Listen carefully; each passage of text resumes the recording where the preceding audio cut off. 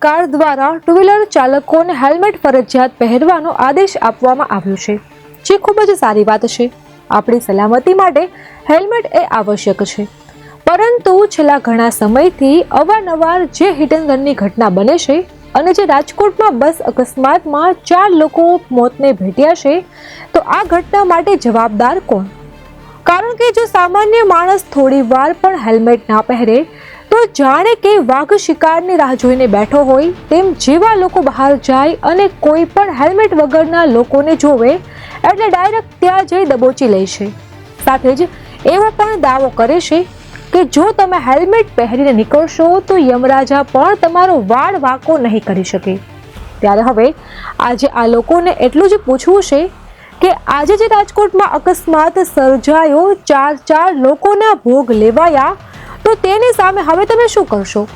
કે પછી ત્યાં પણ એવું જ કહેશો કે જો કદાચ હેલ્મેટ પહેર્યો હોત તો તમે બચી જાત, બરાબર ને? હવે આ હેલ્મેટ કરતા લોકોને આ કશું જ નહીં દેખાય કે 150ની સ્પીડમાં કયું એવું હેલ્મેટ કામ કરશે? શું માથા સિવાય કંઈ આખું શરીર લોઢાનું બનેલું છે?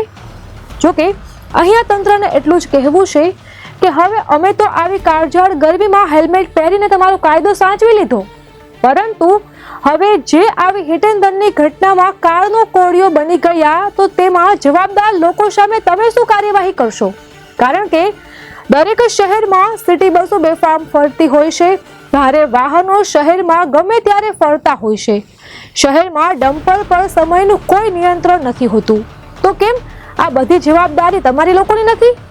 શું બધું ધ્યાન અમારે જ રાખવાનું છે?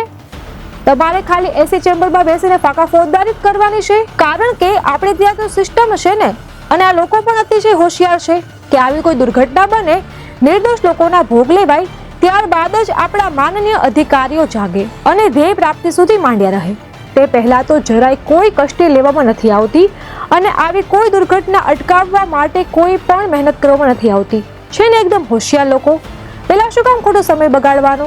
2-4 લોકો મરે પછી જ ન કામે લાગી, બરાબર ને? જો કે વિકસિત ગુજરાતમાં છેલ્લા ઘણા સમયથી બનતી આવી ઘટનાઓથી હવે શાંત ગુજરાતીઓનો ગુસ્સો ચરમસીમાએ પહોંચી ગયો છે અને દરેક ઘટના બાદ એક સેમ પેટર્ન પ્રમાણે ઉચ્ચ અધિકારીઓ આવીને જનતાને એવી બાંહેધરી આપે છે કે કોઈ પણ ચમરબંધીને છોડવામાં નહીં આવે, પરંતુ હવે તે બધી બાંહેધરી પર જનતાને જરાય પણ ભરોસો રહ્યો નથી અને ઠેર ઠેર જનતા જ કાયદો હાથમાં લઈ રહી છે. અને આ ગુજરાત કે કોઈ પણ લોકશાહી કે વિકસિત સ્ટેટ માટે સારી વાત ના કહેવાય. સુરત હોય કે અમદાવાદ કે પછી રાજકોટ, છેલ્લા 2 થી 3 દિવસમાં એવી મોટી ઘટના ગુજરાતના આ 3 મુખ્ય શહેરોમાં બની છે કે જ્યાં પોલીસે ખોખલી બાંહેધરી આપવાની ફરજ પડી છે, પણ હવે જનતાને જાણે કે ભરોસો ના હોય તેમ તે કાયદો હાથમાં લઈ રહી છે, જે એક સારી વાત ના કહેવાય.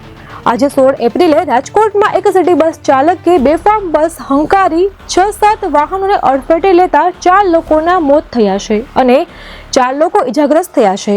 આ બનાવ બાદ આક્રોશિત જનતા રસ્તા પર આવી ગઈ અને બસમાં તોડફોડ અને ડ્રાઈવરને મારી ગંભીર ઇજાગ્રસ્ત કરી દીધો હતો. તો અમદાવાદના જુહાપુરમાં બેફામ કાર ચાલકે વાસણા વિસ્તારથી અકસ્માત સર્જી લોકોને અડફેટે લેવાનું શરૂ કર્યું હતું અને જુહાપુરા જઈ ગાડી અટકી હતી, જે બાદ ગાડી અટકતા ટોળાએ કાર ચાલકને ઢોર મારતા તેનું ઘટના સ્થળે જ મોત નીપજ્યું હતું. ત્યારે રાજકોટમાં બનેલી સમગ્ર ઘટનાના સીસીટીવી ફૂટેજ પણ સામે આવ્યા છે, જેમાં બસ ચાલક દ્વારા સિગ્નલ ખુલતાની સાથે જ બસને આગળ હંકારી અકસ્માત સર્જી નિર્દોષ લોકોને અડફેટે લેવામાં આવ્યા હોવાનું સ્પષ્ટ જોઈ શકાય છે. તેમજ રાજકોટ મનપા સ્ટેન્ડિંગ કમિટીએ જણાવ્યું હતું કે મનપા પોતે ફરિયાદી બની સિટી બસ એજન્સી સામે કડક પગલાં લેશે, પરંતુ કેવા પગલાં ભરશે તે તો આપણે બધા જાણીએ જ છીએ, આગળ કંઈ કહેવાની જરૂર નથી. સાથે જ મૃતકોના પરિવારજનોને સહાય પણ આપવામાં આવશે અને એજન્સીને એક પણ રૂપિયાનું પેમેન્ટ નહીં આપવામાં આવે. જ્યારે રાજકોટ મ્યુનિસિપલ કમિશનરે જણાવ્યું હતું કે મૃતકોને રૂપિયા 15 લાખ અને ઇજાગ્રસ્તોને કુલ રૂપિયા 2 લાખની સહાય કરવામાં આવશે. ત્યારે તે તમામ લોકોને આજે એક જ અપીલ કરવી છે કે તમે જે પણ કોઈ રકમ આપશો તે કોઈ કામની નથી. ભોગ બનનારના પરિવાર માટે કાગળ સમાન જ હશે, કારણ કે તે લોકોએ તો પોતાના ઘરનું અજવાળું કાયમ માટે ખોઈ નાખ્યું છે. તો મીડિયાના માધ્યમથી એટલી જ વિનંતી છે કે એસી ચેમ્બરમાંથી બહાર આવો, એકવાર પરિસ્થિતિઓ પર ધ્યાન આપો, જેથી કરી કોઈ પણ ઘર તેના અનમોલ રતન ના ગુમાવે. અમારી તમામ માહિતીથી અપડેટેડ રહેવા માટે જોડાયેલા રહો ત્રિશુલ ન્યૂઝ સાથે.